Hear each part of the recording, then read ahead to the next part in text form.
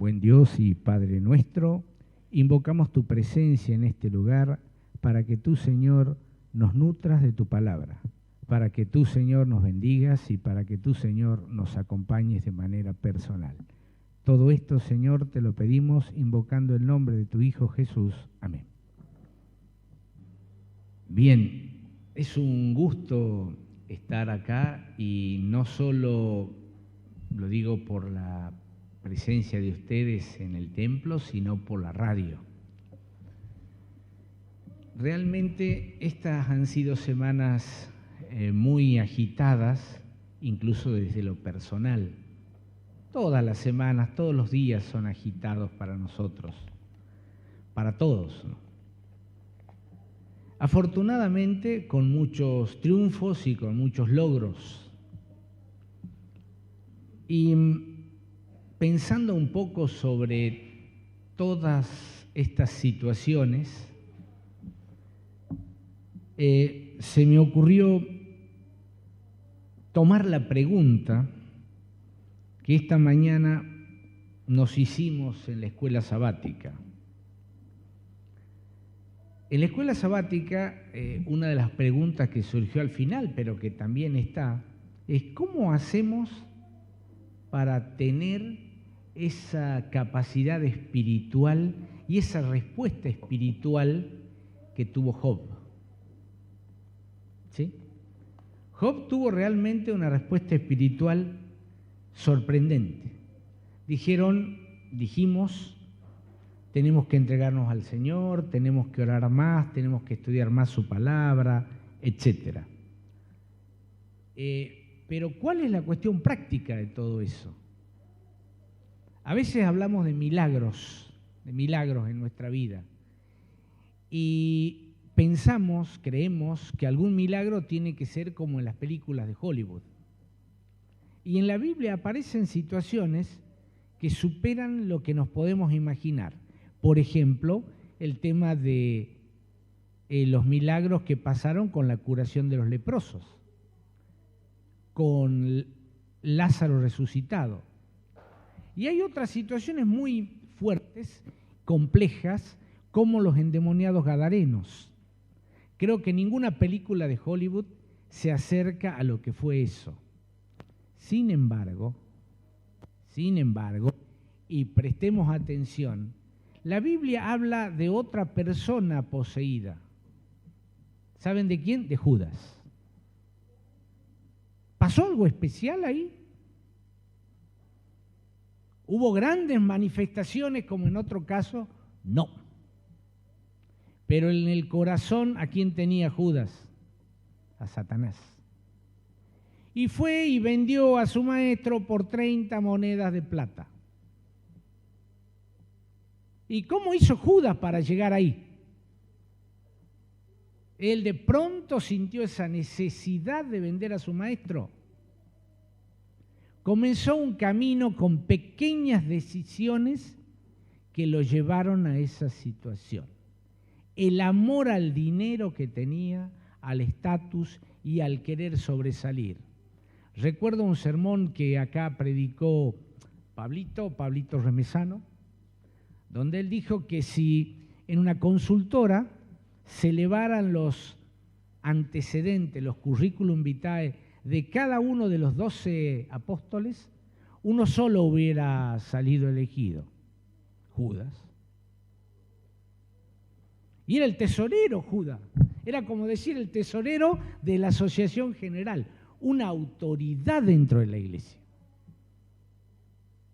Porque a veces hablamos de cosas que pueden pasarnos como iglesia, como hermanos. No, nadie está exento de eso.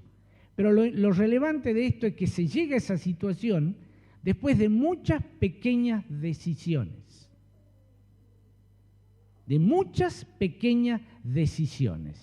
Sin embargo, hay otros casos de pequeñas decisiones que fueron diferentes a la de Judas.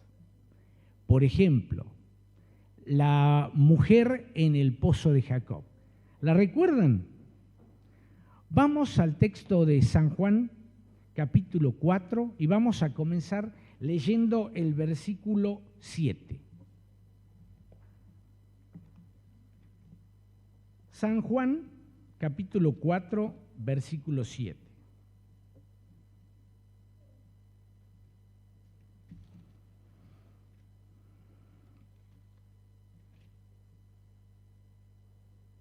Dice acá: vino una mujer samaritana a sacar agua y Jesús le dijo, dame de beber. Todos conocemos la historia de la mujer samaritana que eligió esa hora del día para ir a buscar agua, porque esta mujer vivía una vida muy especial, licenciosa, complicada, de adulterio. Tenía una vida bastante compleja. Entonces, como tratamos de hacer todos, trató de sobrevivir de la mejor manera posible y se fue adaptando a eso. Y en el pueblo donde estaba, no había agua corriente, estamos hablando de hace 2000 años atrás, había que ir a buscar el agua a ese lugar. Y ahí se encontraban todos los del pueblo. Y esta señora era blanco de todas las críticas, casi como ahora, porque en algunos aspectos tenemos mejores celulares, mejores relojes, pero somos los mismos. Somos los mismos, en el fondo somos los mismos. Entonces, ¿qué pasó? En uno de esos tantos días que ella llevaba con una vida así, se encontró con alguien que estaba en el pozo a la hora más difícil, caliente, mucho polvo, sed, porque era un lugar difícil. Me hace pensar a nuestro Neuquén cuando corren esos vientos y hay ese calor del verano tremendo. Bueno, alguien le pide agua. ¿Y qué hizo la señora esta? ¿Se asustó? ¿Se enojó? ¿Se sorprendió? Eso fue lo que pasó. Y ahí tomó la primera decisión. La curiosidad la llevó a tomar la primera decisión.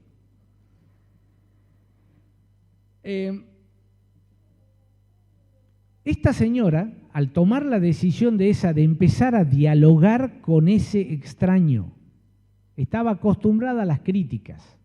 Pero ¿qué hizo? Dijo, no, ¿por qué no comienzo a hablar con esta persona? ¿Saben qué hizo? Se acercó a Jesús. Y comenzó un diálogo que lo tenemos en el capítulo 4 del libro de Juan y que lo podremos leer completo hoy a la tarde. ¿Sí? Y en ese diálogo, ¿qué es lo que va pasando con la mujer? La mujer llega de una manera y después vamos a ver cómo se va del pozo. Judas llegó de una manera y después vimos y ya sabemos cómo se fue de este mundo. Y ahí vamos a ver cómo las pequeñas decisiones que tomemos son las que nos van a transformar o no la vida. Las decisiones que nos acerquen a Jesús. Esa es la clave de todo esto. Job debe haber tomado muchas pequeñas decisiones que lo acercaron a Dios, a Jesús. Y cuando llegó el momento de la prueba, estaba en condiciones de soportarla. Y todos estamos en la misma situación. Recuerden, Cristo lo dijo, ¿qué le dijo a Pedro? Satanás los ha pedido para zarandearlos. ¿Iba a zarandear únicamente a los miembros de iglesia?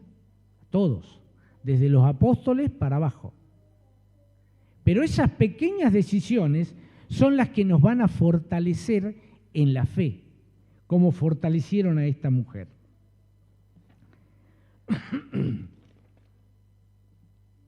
Bien, comienza el diálogo este. Estamos leyendo el capítulo 4, desde el verso 7 en adelante del libro de San Juan.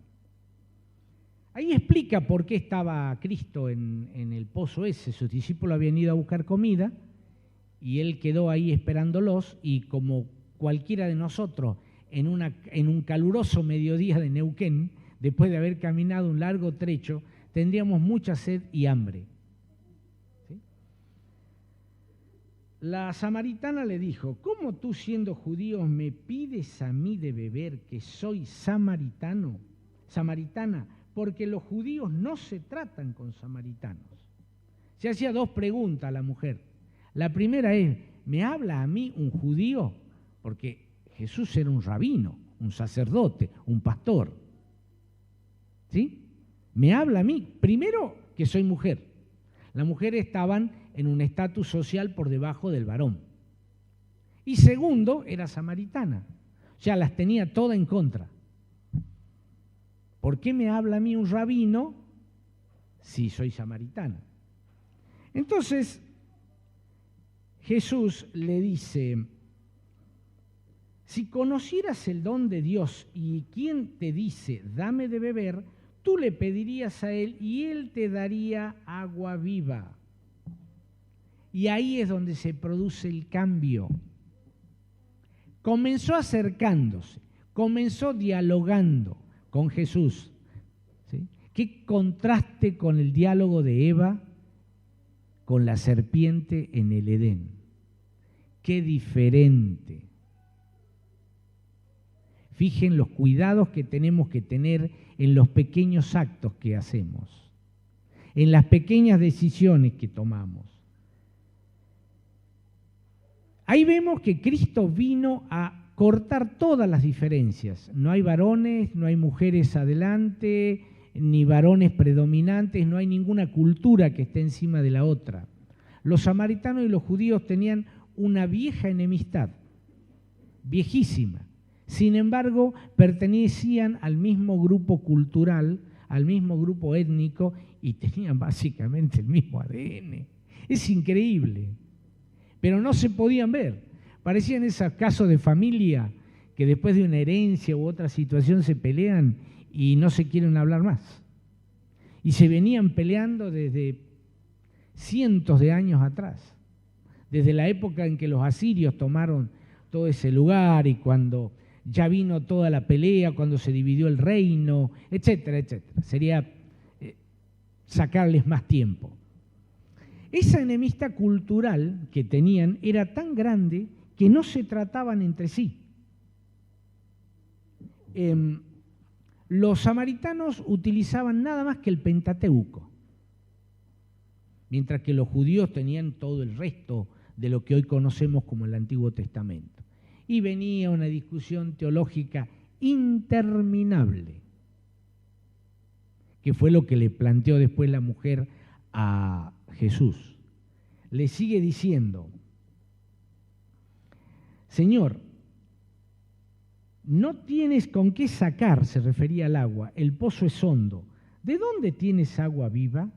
¿Eres tú mayor que nuestro padre Jacob, que nos dio este pozo del cual bebieron sus hijos y su ganado?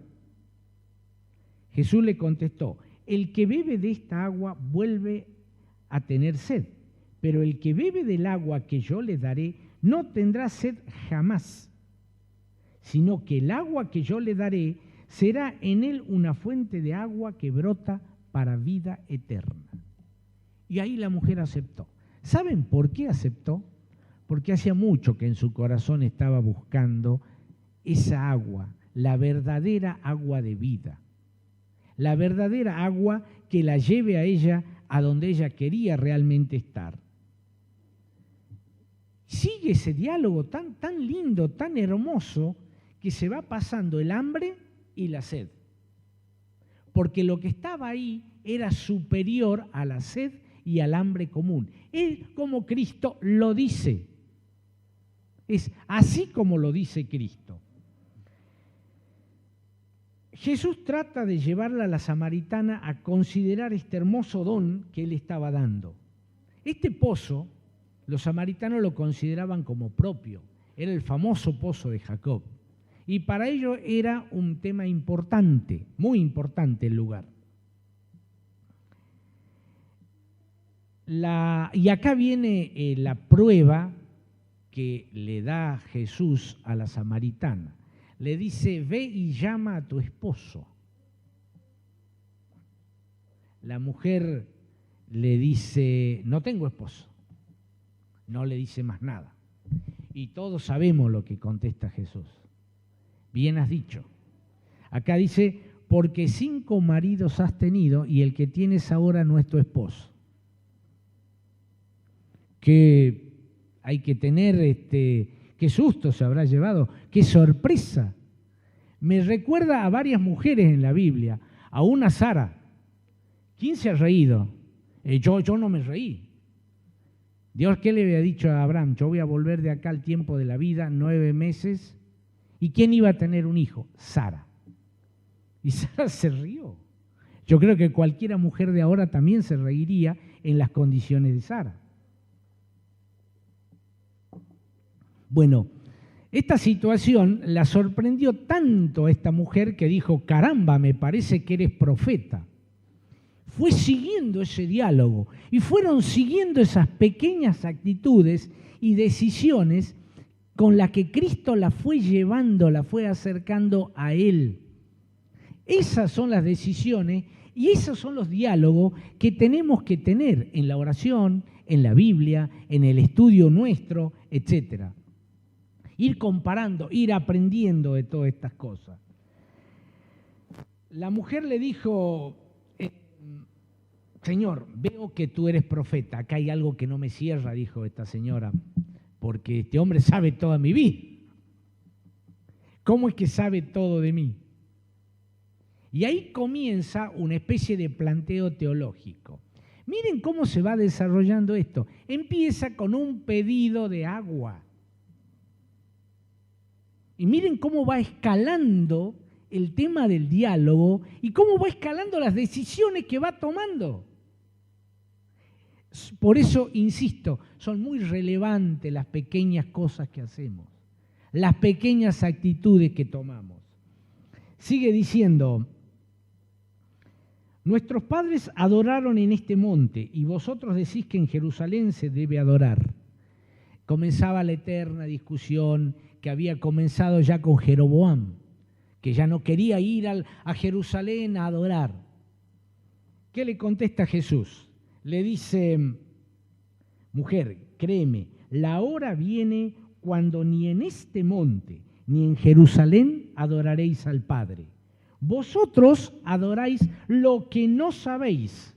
Nosotros adoramos lo que sabemos, porque la salvación viene de los judíos, la salvación viene de Cristo.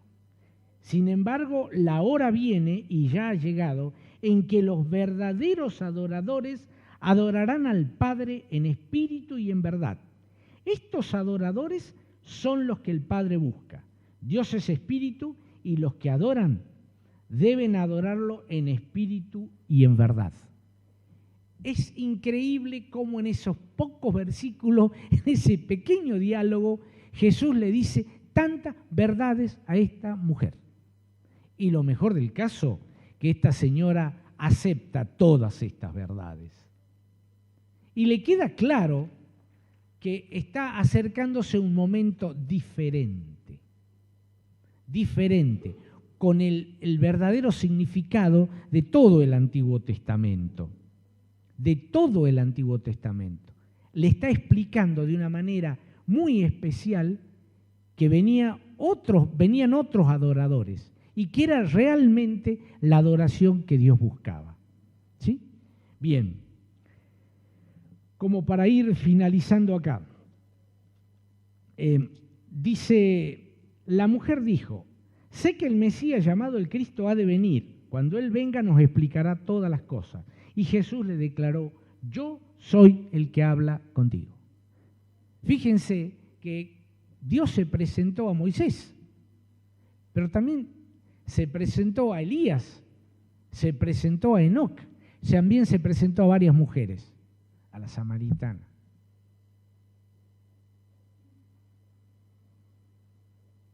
Es interesante ver cómo termina este relato, ¿no?